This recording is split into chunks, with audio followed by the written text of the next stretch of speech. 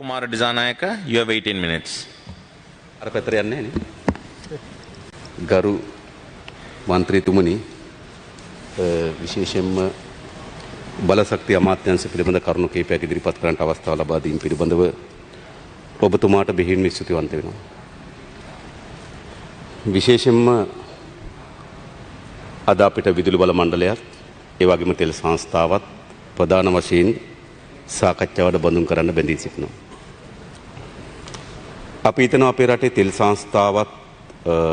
සංස්ථාවටත් වූ ඉරණම බැලුවොත් අපේ රටේ මේ ආර්ථිකයේ ගමන් මගේ තියෙන විනාශකාරීත්වයම මේ තෙල් සංස්ථාව ඉතිහාසය අධ්‍යයනය කරොත් තේරුම් ගන්න පුළුවන්. තෙල් සංස්ථාවේ ඉතිහාසයට සමානයි අපි මේ අනුගමනය කරන ලද ආර්ථික ප්‍රතිපත්තියේ විනාශය. ඒ වගේම අද තෙල් සංස්ථාව මුහුණ දී තිබෙන අර්බුදයට සමානයි අද අපේ රට මුහුණ දී තිබෙන අර්බුදය. ඒ නිසා තෙල් සංස්ථාවේ ඉරණම විසිනු අද අපේ රට මුහුණ දී තිබෙන අර්බුදයේ විසිනු අපට පෙන්눔 කරන්න යන කවරක්වත් නෙවෙයි මේ අනුගමනය කරමින් තිබෙන ආර්ථික ප්‍රතිපත්තිය අතිශය විනාශකාරී අසාර්ථක ආර්ථික ප්‍රතිපත්තියක් බව. ඒ නිසා මේ රටේ මා පාර්ලිමේන්තුවෙන් ඔබලගෙන් නොවේ මේ රටේ පුරවැසියන්ට අපි පෙන්වා දෙන්නේ මේ අනුගමනය කරනු ලබන ආර්ථික ප්‍රතිපත්තිය තීරණාත්මක ලෙස වෙනස් කිරීම සඳහා මේ රටේ පුරවැසියන් ඉදිරියට එන්නේ නැත්නම් අපේ මතු පරම්පරාව මේට වඩා බිහිසුණු විනාශකාරී ආර්ථික ප්‍රතිවිපාක වලට මුහුණ දෙන එක වළක්වන්න බෑ. මා තෙල් සංස්ථාව දිහාට ගත්තොත් ඔබ දන්නවා මේ තෙල් සංස්ථාව අපි ආරම්භ කරන විශේෂම පිරිපහදුව අපිට තිබුණා. ඒ ආශ්‍රිත කර්මාන්ත වලල්ලක් අපිට තිබුණා නයිලෝන් කර්මාන්තශාලාව. ඒ වගේම කෘමිනාශක නිෂ්පාදනය කරන්න, පෝර නිෂ්පාදනය කරන්න, නැව් තෙල් අංශයක් නේද? මෙවැනි විශාල ජාලයක්. ඒක තෙල් පිරිපහදුවත් එක්ක සම්බන්ධ වුණු විශාල කර්මාන්ත ජාලයක් අපිට තිබුණා. හැබැයි මේ බොහෝමයක් එක්ක විකුණලා, එක්ක වහලා, එක්ක විනාශකාරීත්වයට ගෙනිච්චා. එහි අවසන් ප්‍රතිවිපාක තමයි 1969 ඉඳන් අද වෙනකොට අවුරුදු 52කට ආසන්න කාලයක් දීර්ඝ කාලයක් දැල්වෙමින් තිබුණු ගිනි දැල්ල නිවා දමන්න සිදු වී තිබෙනවා. එයි අපිට ප්‍රශ්න ගොඩක් තියෙන රටක්, සල්ලි පොඩ්ඩක් තියෙන රටක්. එනිසා අපේ ප්‍රශ්න බාස්කට් එක ලොකුයි, සල්ලි බාස්කට් එක පොඩි. හැබැයි අපේ පාලකයන් සමත් වුණේ නැහැ ප්‍රශ්න බාස්කට් එකේ තියෙන ප්‍රමුඛතාවයේ මේ ප්‍රශ්න ටික තෝරාගෙන සල්ලි බාස්කට් එක වියදම් කරන්න. ඒ වෙනුවට තමන්ට ලැබෙන අල්ලස, කොමිෂන් ප්‍රමාණය, තමන්ගේ නෑදෑ හිතමිතුරන්ගේ නෑදෑ ව්‍යාපාරිකයන්ගේ ගජමිතුරු ඩීල් හරහා ප්‍රමුඛතාවයන් මුළුමනින්ම අවුල් වුණා. මේ පිරිපහදුව ඔබ හිතනවා තාක්ෂණය වෙනස් වෙනවා 1969 විවෘත කරලා අද අවුරුදු 52ක් යනකොට ඕනතරම් තාක්ෂණය වෙනවා, අලුත් දේ වෙනවා. අවුරුදු 52ක් තියෙන දීර්ඝ කාලය 69 ඉඳන්. ඔව් අවුරුදු 69 ඉඳන් නේද? එතකොට මේ දීර්ඝ කාලේ මේකට වේගවත් ලෙස නවීකරණය කිරීමේ සලස්මක් අවශ්‍ය තිබුණා. හැබැයි තමුන් වහන්සේලා කාටවත් ඒක ප්‍රමුඛතාවයක් බවට පත් වුණේ නෑ. 2007 දී ඉරාන රජයත් එක්ක යම් එකකතාවයකට ඇවිල්ලා ඩොලර් බිලියන 1.5ක් වේදම් කරලා මේ පිරිපාදෝ නවීකරණ කරන සලස්මක් ඇදුවා. ඉඩම් පවරා ගනු ලැබුවා. ව්‍යාපෘති කාර්යාලය නිර්මාණය කරා. හැබැයි 2007 ඉඳන් අද අවුරුදු 14ක් ගත වෙලා තිබෙනවා. ඒ පිරිපහදුව කඩා වැටෙනකන් නවීකරණය කරන්න ගත්තේ නැහැ. ඇයි? තමුන්නාන්සල්ගේ ප්‍රමුඛතාවය ඒක තිබුණේ. අද අපේ රටේ ඩොලර් අර්බුදය, මේ ඇති වී තිබෙන විදේශ විනිමය අර්බුදය, මේ තෙල් ශේෂ්ත්‍රයේ ඇති වී තිබෙන අර්බුදයේ ප්‍රකාශනය 1970 වාර්තානුව බැලුවොත් අපි 1970 දී තෙල් පිරිපහදු කිරීම සඳහා ආනයනය කරන ලද බොරතෙල් වල මිල, බොරතෙල් වල වියදම අපි නැප්තා ඇතුළු ඒ ආශ්‍රිත නිෂ්පාදන අපනයනය කරලා 45ක් උපයගෙන තිනවා ආපහු. අපේ ඩොලර් වියදමෙන් 45ක් තෙල් සංස්ථාව තමන්ගේ අතුරු නිෂ්පාදන අර උපයා ගන්න සමත් වී තිබුණා. අපිට නැව් තෙල් අංශයක් තිබුණා. අපිට විශාල ගබඩා සංකීර්ණයක් තිබුණා. දැන් මොකද්ද මන්ත්‍රීතුමනි සිදු වී තිබෙන්නේ? මේ කිසිදු දේශපාලකයෙකුට මෙතෙක් මේ පාලනය හොබවපු කිසිදු දේශපාලකකට මේ ගැන උදම්මනන්න හෝ මේ ගැන උද්දාමයෙන් කතා කරන්න නෙවෙයි තිබෙන්නේ බදා වැළඳගෙන අඬන්න ඕන මේ පාලකයන් මේ රට අත්පත් කරපු විනාශය ගැන. එහෙම නෙවෙයිද? කාටවත් උදම් අනන්න පුළුවන්ද? උද්දාමයෙන් කතා කරන්න පුළුවන්ද? මේ රටටත් මේ ආර්ථිකයටත් ඇති කරන ලද විනාශයේම ප්‍රතිඵලවල පිළිබිඹුවක් තමයි තෙල් සංස්ථාවට අත්පත් වූ ඉරණම ගරු මන්ත්‍රීතුමනි. මා නැවත කිව්වොත් අපිට ඉතාමත් වැදගත් ගබඩා සංකීර්ණතාව දැන් ගබඩා 99ක් තිබෙනවා. මම දැක්කා උදේ ගම්මන්පිල ගරු ඇමතුමා එක්තරා සාකච්ඡාවකදී මා ඉතා විශාල උද්දාමයටපත් වූ ප්‍රවෘත්තියක් කියන්නම් කියලා කිව්වා. ඔබතුමාට මතකද දැන් රැස්වීමකදී ප්‍රවෘත්තියක් කියනවා ටැංකි මම අරන් ආවේ දැන් වගේ කියලා. මම ඉතින් කරේ තියන් ආවා කියලා. හරිද? දැන් මොකද ටැංකි වලට උනේ? දැන් මොකද ටැංකි වලට උනේ? මොන වුණත් මම ස්තුතිවන්ත වෙනවා චන්දිම වීරක්කොඩි අමාත්‍යවරයාට. ඔහු තෙල් සංස්ථාව අමාත්‍යවරයා හැටියට කැබිනට් මණ්ඩලයට පත්‍රිකාවක් ඉදිරිපත් කරලා ටැංකි 16ක් නවීකරණය කිරීම සඳහා අනුමැතිය ගත්තා. ඒ කැබිනට් මණ්ඩලය අනුමත කරා. හැබැයි කයන්ත කරුණාතිලක හිටපු ඇමතුමා ඔබතුලා කැබිනට් මණ්ඩලයට ලංකාවේ පළවෙනි වතාවට අනුමත කරලද කැබිනට් පත්‍රිකාව අවලංගු කිරීම සඳහා අග්‍රාමාත්‍ය රනිල් වික්‍රමසිංහ යලි කැබිනට් පත්‍රිකාවක් ගෙනාවා. ඇයි මේ තෙල් ටැංකි සංකීර්ණ අපිට ප්‍රයෝජනයක් ගන්න අපි කටයුතු කරේ නෑ. අදත් අපිට ගෙවන්නේ ටැංකියකට රුපියල් ඩොලර් 1000යි නේද? ටැංකි 100ක් තිබ්බ ඩොලර් ලක්ෂයයි අවුරුද්දකට. ඩොලර් 99000යි. හැබැයි අපි උතුරු නැගෙනහිරට තෙල් ප්‍රවාහනය කිරීම සඳහා යුද්ධ කාලේ ඒ ගබඩා සංකීර්ණයට ගෙවලා තියෙන ඊට වඩා වැඩි මුදලක් මෙහෙමයි කළා තිබෙන්නේ. ඒ නිසා අද තමුන්නාන්සලට කියන්න පුළුවන් මේ තෙල් ටැංකි සංකීර්ණ පිළිබඳව ගනු ලබන තීන්දුව කවරේද කියලා. එයි අද වෙනකොට තෙල් සංස්ථාව ණයයි ලංකා බැංකුවට සහ මහජන බැංකුවට ඩොලර් මිලියන 3400ක්. අද මේ තෙල් සංස්ථාවත් එක්ක තමයි මහජන බැංකුවේ සහ ලංකා බැංකුවේ පැවැත්ම තිබෙන්නේ. සියලුම ණයවර ලිපි නිකුත් කරන ලැබුවේ රාජ්‍ය බැංකු දෙක හරහා. මිලියන 3400 ඩොලර් මිලියන 3400ක ණයක් ඉර වෙලා තිබෙනවා. වසරකට 5% පොලිය බැගින් රුපියල් වලින් අපි පොලිය ගෙවනවා. මේවා තමයි ජනතාවගේ බර. මම දැනගන්න කැමති මේකට හොයන පිළිතුරු කුමක්ද? රාජ්‍ය බැංකු දෙකේ තස්ථාවර භාවයකට ඇති වී තිබෙනවා. අද තෙල් සංස්ථාව විසින් නිකුත් කළ ණයවර ලිපියකට අනිවාර්ය කරලා තිබෙනවා විදේශීය බැංකුවකින් 3%ක අපකරයක් ගන්න කියලා. Order please. Honorable Premnath Dolawatha to chair.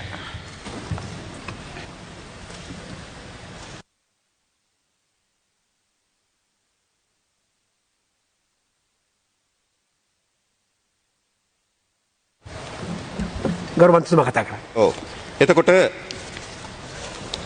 තමුන්නාන්සේලා අද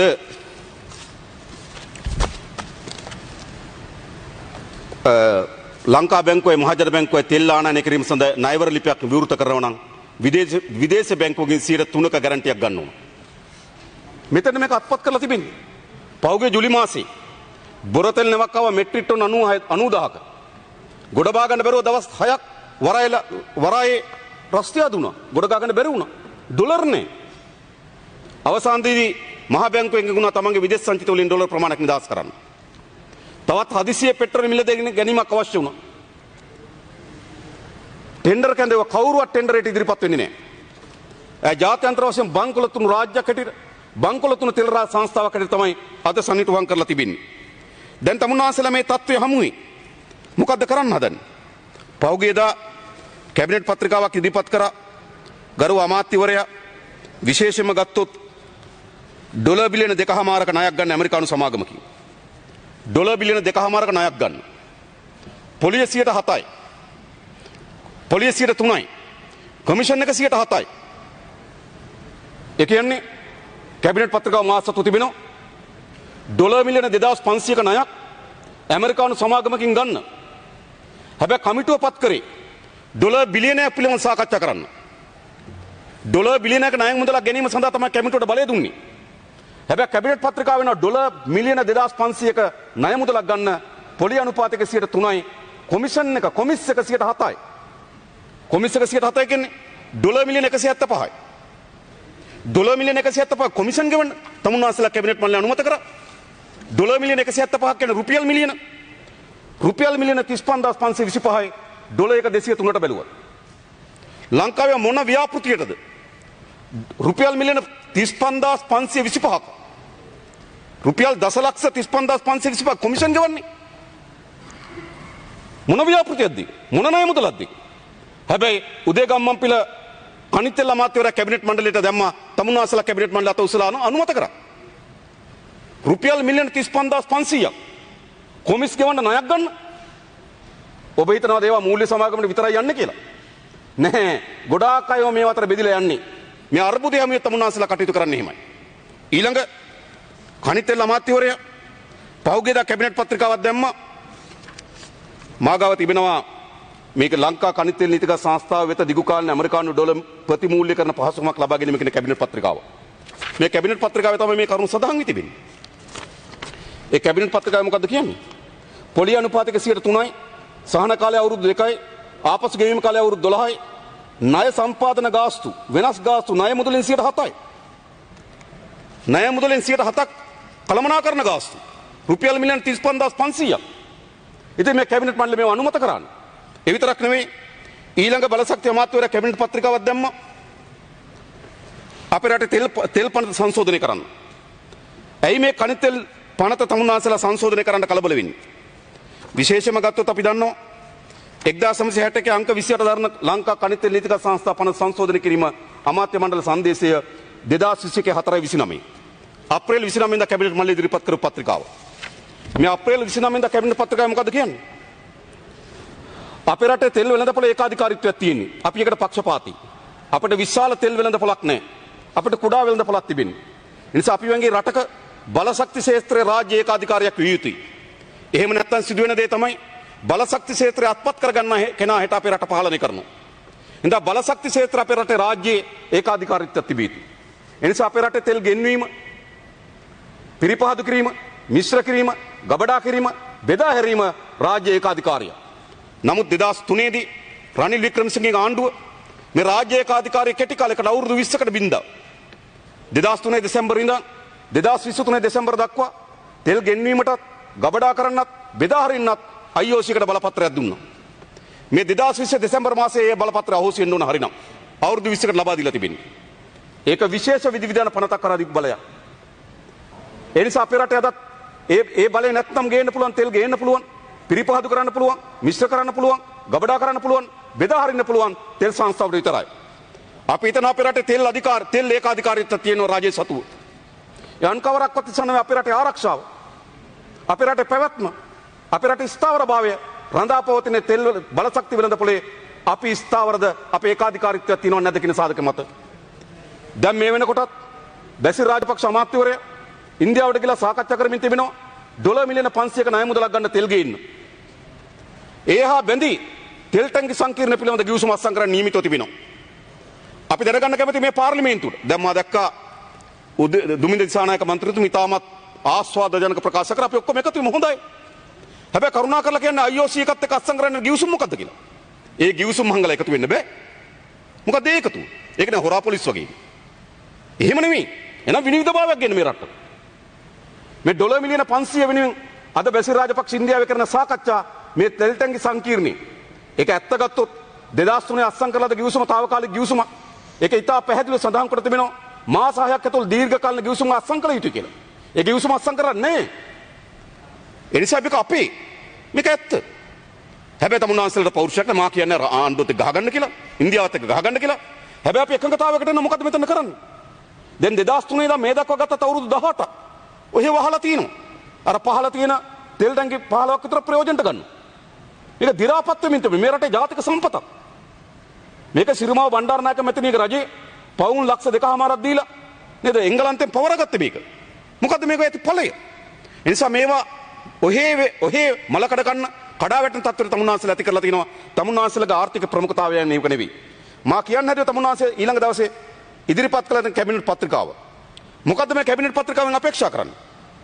පෙට්‍රල්, ඩීසල්, භූමිතෙල්, දැවිතෙල් ආදී khනිජ තෙල් නිෂ්පාදන හා විකල්ප ඉන්ධන ආනයනය, අපනයනය, පිරිපහදු කිරීම, විකිණීම, සැපයීම, නිෂ්පාදනය කිරීම, මිශ්‍ර කිරීම, බෙදා හැරීම සඳහා විධිමත් තෝරා ගැනීමේ ක්‍රමයක් යටතේ සුදුසුකම් ලබන පාර්ශ්වයන් වෙත අමාත්‍ය මණ්ඩලය අනුමැතියට මත අවසරපත් ලබා දෙන්න. ඒ කියන්නේ මොකද්ද? තෙල් සංස්ථාවේ ඒකාධිකාරී බිඳින්න. 61 1961 අංක 1961 අංක 28 දරන පනත අනුව තෙල් සංස්ථාව ඒකාධිකාරී බිඳින්න බෑ. දැන් පනත සංශෝධනය කරන්න කැබිනට් මණ්ඩලයෙන් අනුමැතියක් ඉල්ලනවා. මොකක් වෙනුවෙන්?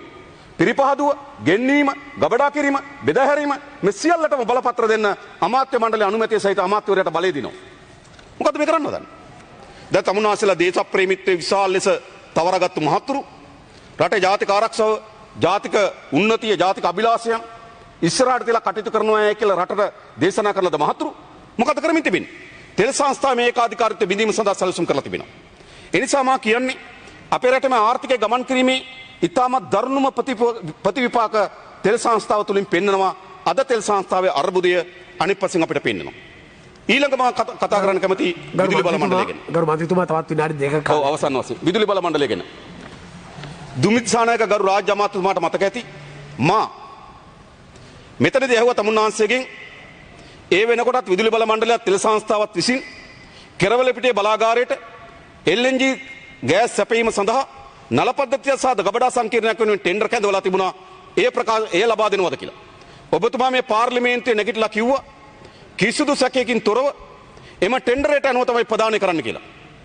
හැබැයි කෙරවලපිටියේ බලාගාරයත් ගෑස් සැපයීම ගෑස් නල පද්ධතියත් තාවකාල ඒක මුහුදේ පාවෙන ගබඩා සංකීර්ණයක් ඒ වගේම ගෑස් සැපයීමත් කැබිනට් මණ්ඩලයේ පත්‍රිකාවකින් ලබා දෙනවා කාටද? නිව් ෆෝර්ට්‍රස් එනර්ජි කියන සමාගමට. මා ගාව තිබෙනවා ඒ කැබිනට් පත්‍රිකාව. විදුලි බල උත්පාදන පිරිවැය අඩු කිරීම සඳහා වෙස්ට් කෝස්ට් පවර් සමාගමේ ආයෝජනය කිරීම. කවුද අත්සන් කළා තිබෙන්නේ? අත්සන් කළා තිබෙන්නේ මුදල් අමාත්‍ය බැසිල් රාජපක්ෂ. දැන් විදුලි බල මණ්ඩලයේ ව්‍යාපෘතිය, කණිතෙල් සංස්ථාවේ ව්‍යාපෘතිය, කැබිනට් පත්‍රිකාව අත්සන් කළේ බැසිල් රාජපක්ෂ පාර්ලිමේන්තු මන්ත්‍රී මුදල් අමාත්‍ය. මේ තියෙන කැබිනට් පත්‍රිකාව 2021 6/9 වෙනිදා ඉදිරිපත් කර කැබිනට් පත්‍රිකාව. ගරු මන්ත්‍රීතුමා ගරු දුමිත් දිසානායක. ඔව් දැන් මෙතුමා කියනවා ටෙන්ඩර් එක අවලංගු කරලා නැහැ කියලා. මමත් දන්නවා දැන් ක්‍රියාවලිය එනවා. එතුමානේ මේ අමාත්‍යාංශ පැත්තේ වගකීමෙන් කියන්නේ අවලංගු කරලා නැහැ. ඔව්. ඉවලුෂන් එක. මමත් දන්නවා ටෙන්ඩර් එක අවලංගු කරලා නැහැ. හැබැයි ටෙන්ඩර් එක අවලංගු කරලා නැති වුණාට කැබිනට් පත්‍රිකාවෙන් අනුමැතිය ඉල්ලනවා. ඒ ටෙන්ඩර් එකේ ඇවිල්ලා තියෙන මිල ගණන් වැඩි ඊට වඩා අඩු මිල ගණන් වලට මේක දෙන්න පුළුවන් කියලා ටෙන්ඩර් එකේ තියෙන මිල ගණනුත් දානවා. මම කියන්නේ කරු മന്ത്രിතුමනි ටෙන්ඩර් එකක් කියන්නේ ඒක විවෘත කරලා ප්‍රදාන කරන තෙක් රහසක්. හැබැයි බැසිල් රෝහණ රාජපක්ෂ දන්නවා මොකද්ද? ඒ ටෙන්ඩර් එකේ ආපු මිල ගණන් කැබිනට් පත්‍රිකාව දාන්නේ මොකද්ද?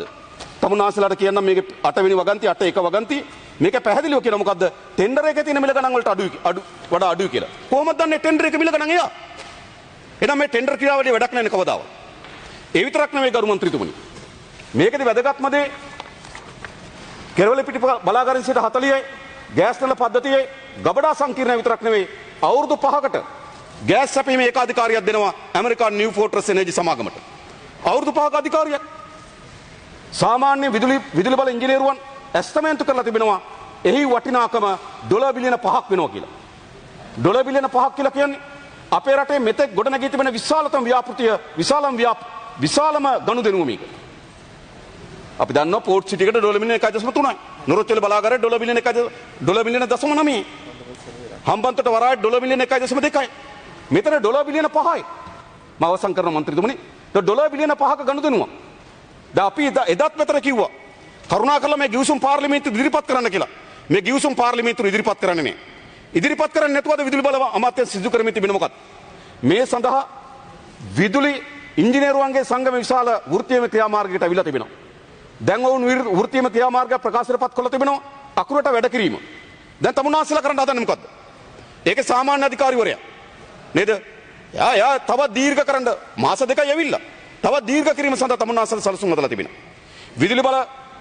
විදුලි බල ඉංජිනේරුවන්ගේ සංගමේ ජේෂ්ඨ ලෙස වැඩ කරන බොහෝ නිලධාරි මාරු කරන්න සැලසුම් කරලා තියෙනවා. මා ගාව තියෙන විස්තර ඔක්කොම. අරයට දානවා මෙහෙට දානවා.